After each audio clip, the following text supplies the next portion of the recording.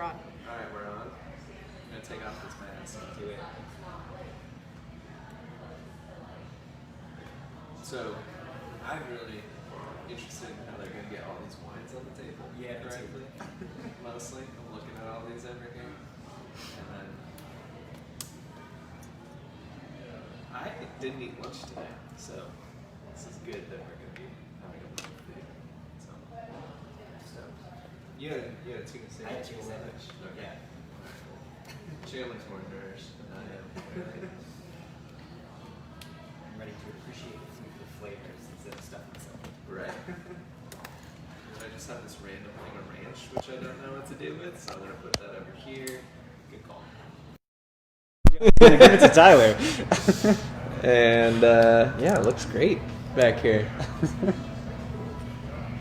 Do we sound okay? The thunderstorm's not happening now, so that's good. We were worried for a minute. I know. Tornado coming through. All right. Well, it sounds like we should start. And welcome again to another live stream. I'm on back-to-back weeks. Don't know why Kaya is putting all of you through this, but welcome. I'm happy to be here, as always. And again, I get to eat food on camera today. I'm joined by Chandler. Chandler is one of our tasting room leads, and he's here to help me work through this food. And one thing we're going to do today is talk about what wines we would pair with some classic Thanksgiving foods. Now, all of us have different traditions with our Thanksgiving, different things we like to eat or don't like to eat, and we have a lot of wines here to potentially pair with these foods. So we're going to do our best. We don't know what each of us selected for each of the foods we're going to do, so it's going to be kind of a surprise. And also, now that we have these foods in front of us, we're going to get to those shortly, but I also want to mention that if we have disagreements, it doesn't mean that we don't like each other. So everyone has different flavor profiles. Absolutely. Yeah. And Thanksgiving is next Thursday. And before we get started, I would like to mention that we are not having a live tasting next Wednesday. We're going to give the staff a break. We're obviously closed on Thursday for Thanksgiving, and then Friday and Saturday of Thanksgiving weekend, we have our barrel tasting weekend. Tickets are mostly sold out except for one time slot. So keep that in mind. If you're still interested, give us a call or an email, and we'll let you know what's available. Okay, Chandler, so let's get started. So we picked 4 foods on this plate. We have more than 4 foods on this plate, which is exciting. But we picked 4 foods in particular that are pretty classic for most people in this country if they've celebrated Thanksgiving their whole lives, at least how we grew up. Right. So it's going to be mashed potatoes, then green beans, then turkey, then pumpkin pie. So let's start with the mashed potatoes. Yep. Let's do that. And we both picked a different wine. We did. So let's do it. All right. So clearly 2 different wines here. And what did you select for the mashed potatoes? I selected the 19 Chardonnay. 19 Chardonnay. Good Yep. choice. And I selected a rosé. I don't know which one they gave me. I can't tell by the color because we're in this romantic lighting right now. So I'm going to give it a shot, and then I'm going to try to predict which one it is, and they're going to let me know if I'm wrong. I think it's the GSM. Yeah. It's the GSM? All right. All right, so let's try the mashed potatoes Let's do it. with both of our wines, see if it works. Works fine for me. Yeah. Delicious. So, Chandler, why did you go with the Chardonnay for potatoes? I wanted something that was going to balance the butter that I was getting from the mashed potatoes. So I went with the 19 Chardonnay because it has just that like backbone of butter and oak. So you kind of balanced with the butter, but then also a little bit of contrast with some of the more acidity in the 19 Chard. Nice. I think yours was a better selection than mine. The rosé is delicious. The mashed potatoes are delicious, but the rosé is so crisp and clean. The mashed potatoes are rich and creamy, so it kind of works. But I think the Chard has such nice spice on it. You're right that would kind of contribute to making this like almost a full meal. Like you could only eat mashed potatoes. And honestly, the reason I chose rosé, let's be clear, is because I'm drinking rosé the whole day before Thanksgiving, so it's probably what's in my glass when I start the meal. So Chandler wins this round. Let's put it that way. 1 point for me. 1 point for Chandler. This rosé is delicious, though. Highly recommend. It's a great way to start the meal beforehand. I'd say this, any of our GSM or Cinsault or the Viognier, do that beforehand, and then move on to the Chardonnay to start your meal. And the nice thing about the Chard, too, we talk about this all the time, is it's so good. Like, I could see that pairing with this mac and cheese, with the turkey, with the green beans. It's got such a full, developed flavor profile that, good choice. Absolutely. But that's not the game. We selected 4 different wines for all 4 foods. So let's move on to the green beans. Oof. Green beans. All right, I'm not a green bean fan, so we'll see how they go down. Green beans are a divisive character on the Thanksgiving table. Yep. So Chandler, not a fan. Not a fan. So was this a difficult decision for you? It was a difficult decision. Okay. But do you want me to reveal what I did? Okay. I went with the Ville, which is my favorite white. I feel like just like the aromatics of that are going to balance some of more of like the bitterness that I'm going to get in the green beans. And then if I get a little bit of spice, it can go either way for if green beans are going to be spicy or not. And I feel like the Ville has enough to combat that little bit of spiciness. And for those of you who don't know what the Ville is, it is our Ville de Jardin, which is primarily Muscat Blanc and Viognier. I think that's a good choice, and no one is surprised internally that Chandler chose the Ville because if he doesn't like green beans and he's not going to eat them on Thanksgiving, he's just going to drink the Ville de Jardin instead. I'm going to push him and feed him to the dog. Right, exactly. Now, I like green beans. They're good, and these have bacon bits, which my great aunt would always make for Thanksgiving. Green beans, bacon bits, great stuff. I chose the wine that we always say is our Thanksgiving wine, which is our dry Gewürztraminer. And it's got the spice, it's got the aromatics. It's the most powerful aromatic wine on our list, along with the Ville, probably. Yeah. But it also has enough spice itself where the green beans can just complement that. The bacon bits have some richness, and it still has enough acid where it's just perfect. So I'm happy with this choice. Happy with yours. Let's call it a draw. Let's call it a draw. I know that we're not playing soccer, we're not in England, and Americans generally don't like ties, but we're taking a tie. Well, I'm still up 1, so... That's true. Yeah. That's a good way to look at it. All right, let's move on to the turkey. I hope all of you are having fun and making fun of us out there right now. And feel free to chime in with your favorite Thanksgiving foods and what you like to drink with Thanksgiving. It can be a cinder wine, it can be a style of wine, whatever you'd like. Thanksgiving as a whole is a tradition that, depending on where you grew up in this country, or if you never grew up in this country and moved here, you're going to have a completely different experience than me and Chandler. Yeah. So I'd be curious to hear what people think. So, turkey, the classic Thanksgiving food. We did not pardon a turkey at Cinder. That's not our job. And now we're going to try this, and we both picked a red wine, which I think makes sense. Yep. So let's try it.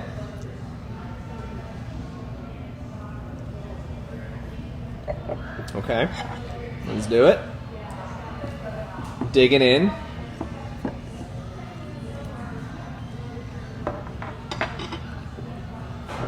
Okay. Dead air is always great on camera or audio, but I had to swallow. Especially when we're chewing. Exactly. Right? Yeah. Speaking with your mouth full is not encouraged in this household. I like my pairing. Same. Turkey is actually, depending on how it's made, can change, but I feel like this was the easiest one for me to do. So what'd you go with? I went with Malbec. Malbec, okay. What made you want to do that? I went with Malbec because I feel like it has almost those cranberry-like notes that come through to balance out, like if you're going to have cranberry sauce with it. And then it also has a really high acidity. So this turkey's smoked turkey, so that acidity against the smokeness is a really nice balance for me. Nice. Yeah. That makes a lot of sense. I should have thought of that. So one thing is, I don't have the gravy, I don't have the cranberry. Good thinking by you to get some of that cranberry there. I went with Syrah because one thing I've noticed about myself as I've worked longer in the wine industry is that Syrah is such a good pairing for all sorts of meat.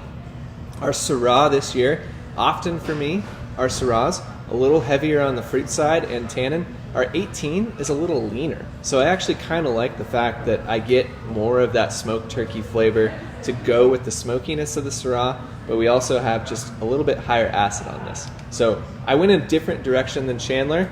I'm going to give myself the win because I'm making the calls today. Syrah was my second pick. Okay. If I would have had dark meat, I would have gone Syrah. But I don't think you can go wrong with either. Our Malbec's almost sold out. So if you don't have any Malbec in your house right now before Thanksgiving, grab some. I think it's a great idea. And our Syrah is something that we always have here.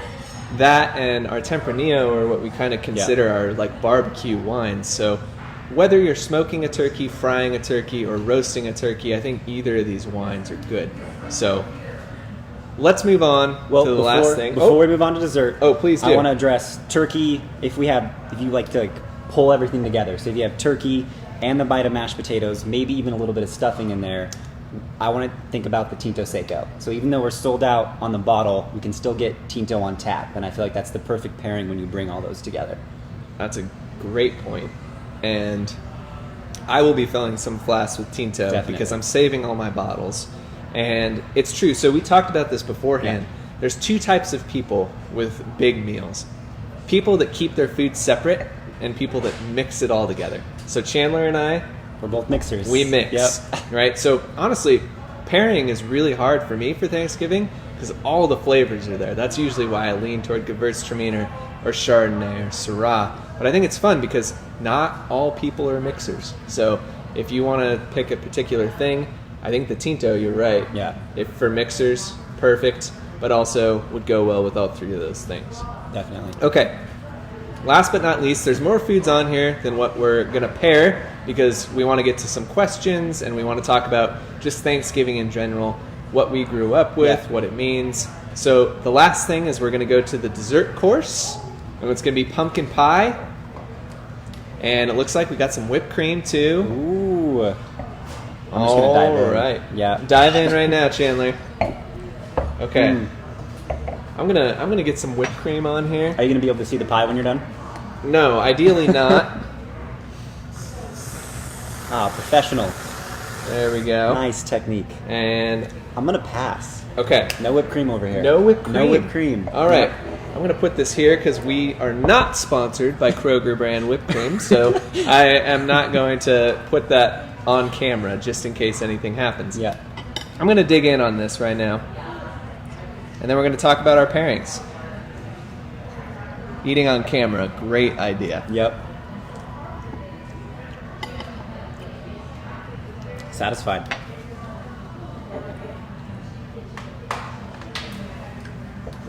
Okay. So, I went with the laissez-faire red. Now, the reason I did that was because with dessert, I'm usually, several hours in to having very good wine. And I don't want to open something up that I'm going to regret not being able to taste the whole time. So this is less about the flavor profile and more about what point in the day or the evening I'm eating a dessert. You're planning ahead. I'm planning ahead, basically.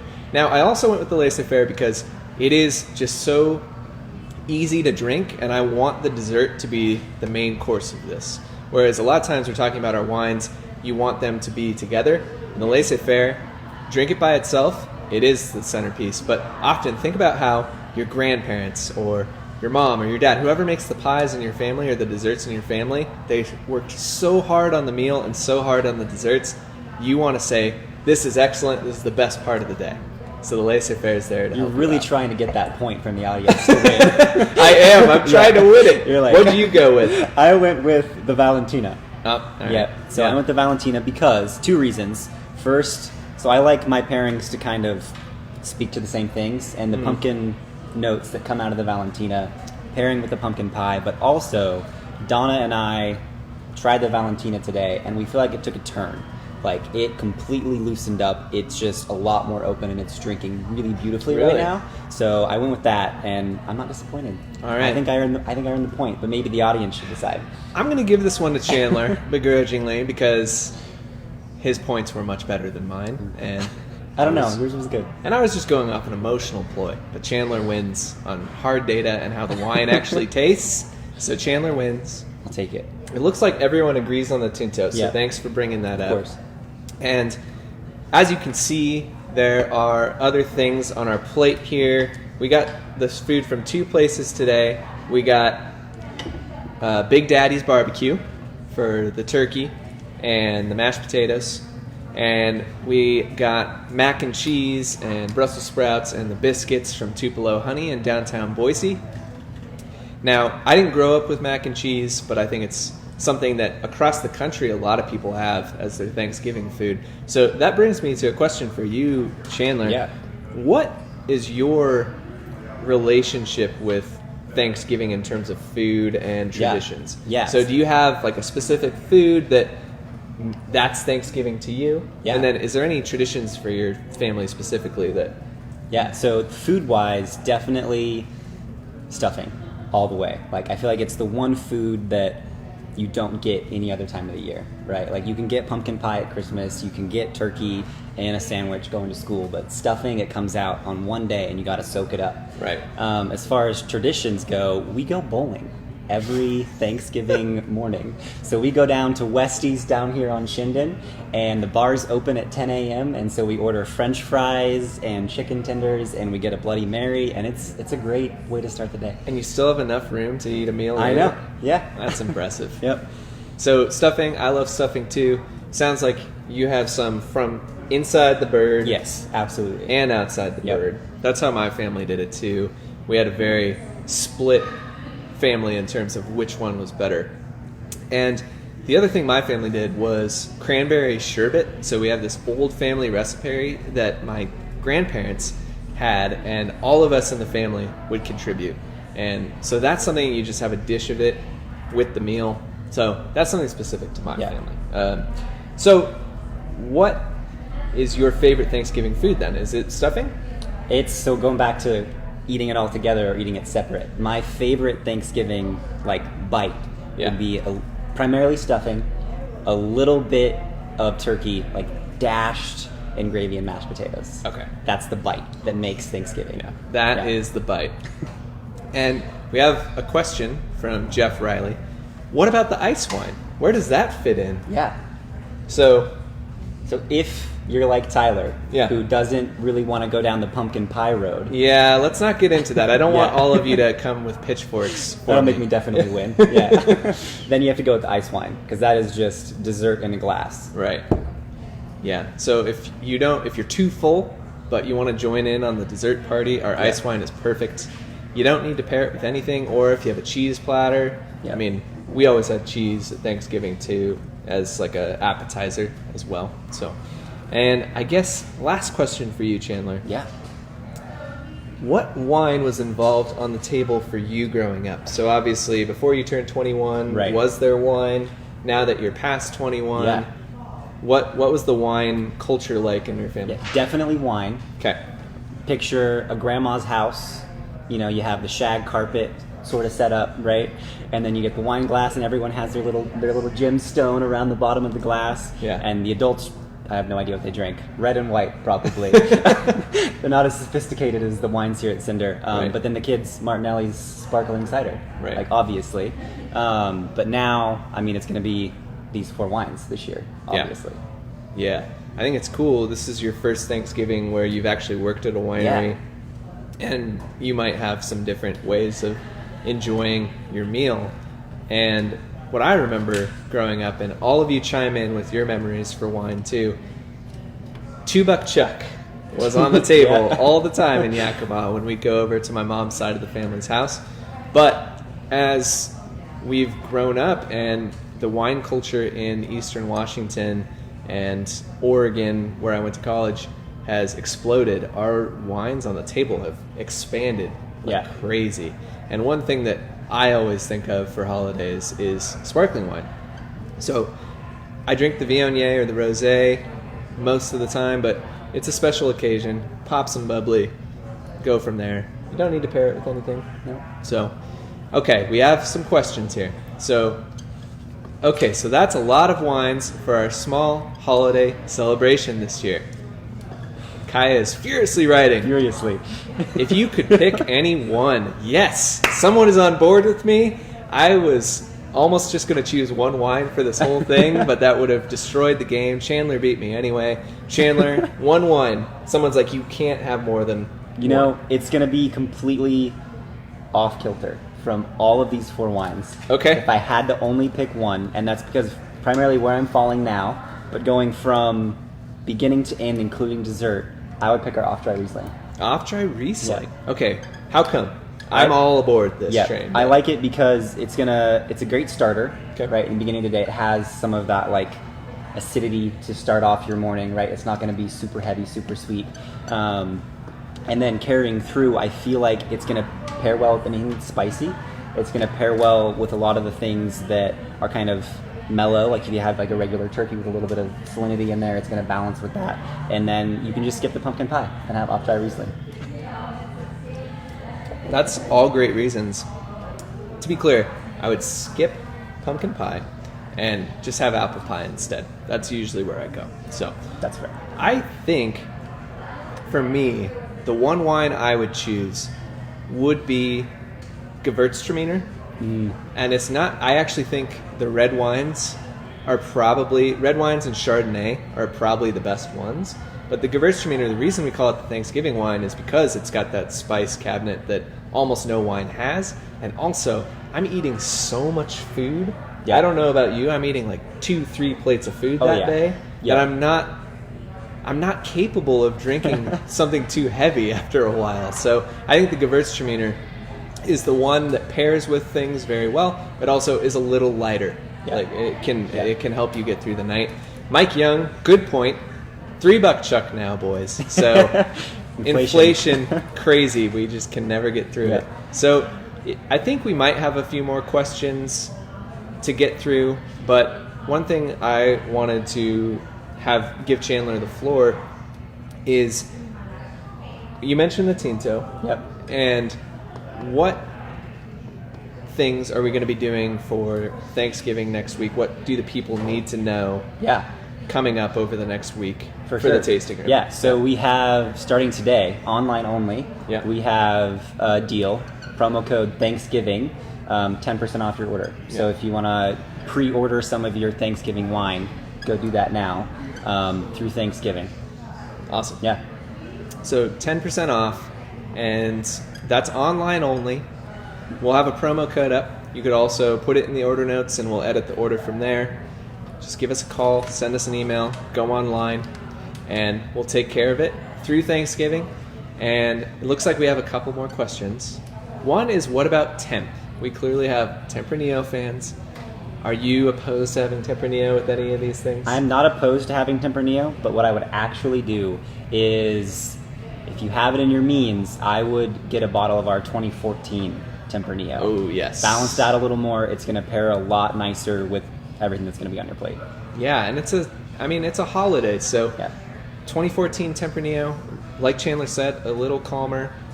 It's beautiful right now. Yeah. And one of the things for me as a wine dork, now that I have some wines saved up, Thanksgiving, Christmas, that's the time I finally pull out those wines I've been waiting to open for years. So if you don't have any that you're ready to open, come down to Cinder, go online, 2014 Tempranillo, we still got some available. So, okay, another question. What wine should I give my grandma who only likes sweet wines?